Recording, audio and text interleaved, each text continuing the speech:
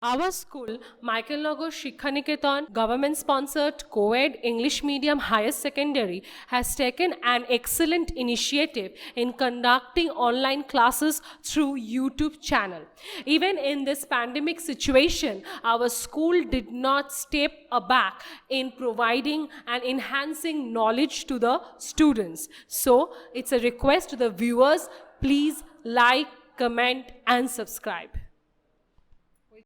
Hello students, today I am going to continue with the chapter known as International Trade and Balance of Payments. So first of all, today I am going to start with the topic known as exchange rate. So what is known as exchange rate? Exchange rate is the rate at which one currency is exchanged in terms of the another currency, or it can be said as the price of one currency in terms of the other. Or you can say that the number of units of the domestic currency used to purchase one unit of foreign currency. That is basically known as the exchange rate. Now we are having two types of exchange rate. And what are the two types of exchange rates? They are fixed exchange rate and the flexible exchange rate.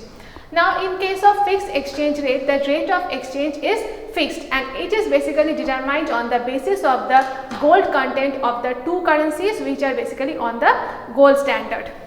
Now suppose in USA 1 ounce of gold cost $5.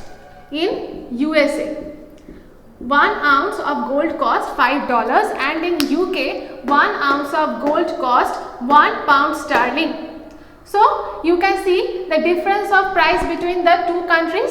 So £1 sterling is equal to $5. So this is the basically the fixed exchange rate between USA and UK, and this is actually known as the mint par exchange. I think this is clear to you. Now we will come to the exchange rate, which is known as the flexible exchange rate. Now flexible exchange rate is the exchange rate which is actually determined on the basis of the demand and supply of the exchange rate between the two currencies, and here there is no intervention of the central bank. The demand and supply of the dollars do determine the flexible exchange rate. And here we are having I have drawn one diagram in order to show the demand and supply of dollar, which is actually determined on the basis of this flexible exchange rate system. Now you can see in this y-axis I have plotted the rate of exchange, and in this x-axis I have plotted the demand and supply of dollar. Now this is the D dash is the demand curve of dollar, and this S dash is the supply of dollar. Now you can see when the exchange rate is R1, you can see here the demand is greater than the supply. At this exchange rate, when the exchange rate is, when it is R1, you can see the demand is greater than supply. So this is known as the excess demand for dollar. And at this point R2, you can see that the supply is greater than the demand. So when we are having exchange rate R2, here you can see that the supply is greater than demand. So this situation is basically known as the situation of excess supply.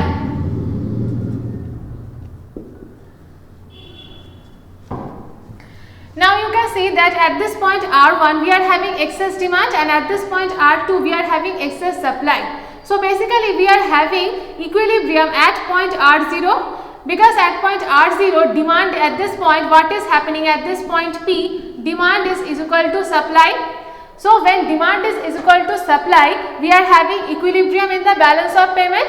That means demand and supply of dollar is becoming equal at this exchange rate R0 or R0. So we are having equilibrium of balance of payment at this point R0. So this is the exchange rate that will be at this exchange rate. What will happen? Demand and supply of dollar will be equal.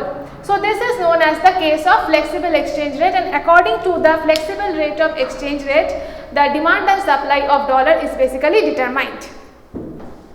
Now there is always a confusion that whether a country should adopt the fixed exchange rate or the country should adopt the flexible exchange rate. Now there are 4 factors regarding which the country should adopt the fixed exchange rate or the flexible exchange rate. So these 4 factors do determine that whether the country should adopt the fixed exchange rate or whether it should adopt the flexible exchange rate. Now the first factor is known as uncertainty.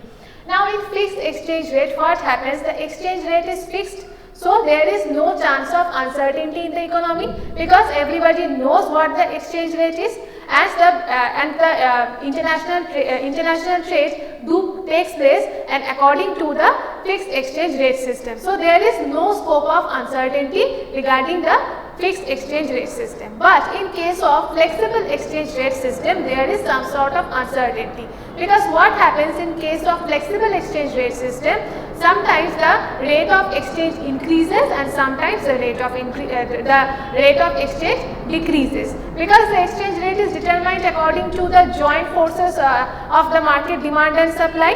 So when sometimes it decreases and sometimes it increases, so it becomes difficult for the traders so as to anticipate about the future exchange rate system. So in this way there is some sort of uncertainty which is created in the flexible exchange rate system, and due to that uncertainty, what happens? The volume of international trade decreases. But that is not always the case. What happens? There is not such large fluctuations which is seen in the flexible exchange rate system. Sometimes it is actually stable in case of flexible exchange rate system also. Next is speculations. Now speculative activities do take place in case of flexible exchange rate system. Whenever the rate of exchange is flexible, the speculative activities do take place, and speculators are not active in case of the fixed exchange rate system. Now next is the case of inflation. Now in case of inflation, fixed exchange rate system is always preferred rather than the flexible exchange rate system, because what happens in case of fixed exchange rate system, there is no chance of inflation. But in case of flexible exchange rate system, there is always a chance of inflation. Why?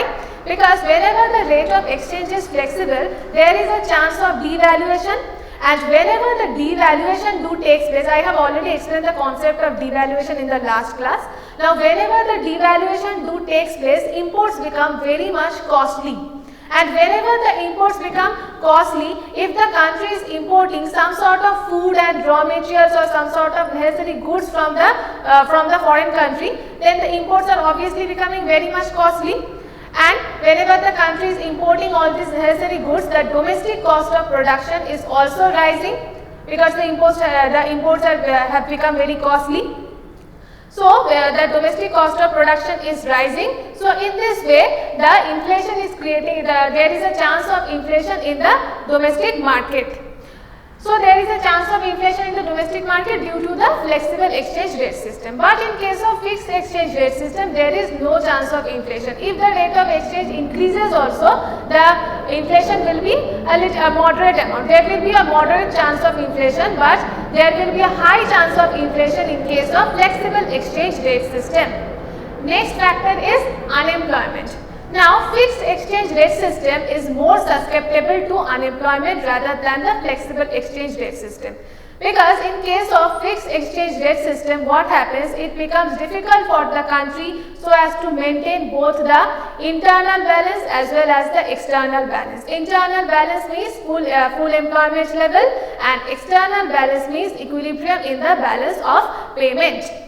So in case of fixed exchange rate system, it becomes difficult to maintain both this internal and external balance. So in order to maintain the external balance, the country have to adopt some sort of unemployment situation so as to maintain the external balance. So in this case, what happens? The flexible exchange rate is always preferred in case of unemployment, because whenever the rate of exchange is flexible, it is easier for the country so as to maintain the external and internal balance both. Now, both the fixed as well as the flexible exchange rate are having some sort of advantages and disadvantages. So in this case there is a way out where the exchange rate can be fixed as well as the flexible too. So this is known as this system of exchange rate is known as the system of managed flexibility. So it is actually a hybrid between the fixed exchange rate and the flexible exchange rate, where the exchange rate can be fixed as well as flexible too at the same time.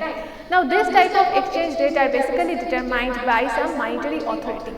The monetary authority do keep the exchange rate as fixed, and whenever some sort of emergency situation arises, they can make the exchange rate flexible too. So in this way they can make the exchange rate fixed as well as flexible too according to the necessary situation. So this system is basically known as the system of managed flexibility, and this system was introduced by IMF in 1944. This system was actually introduced by IMF, that is International Monetary Fund.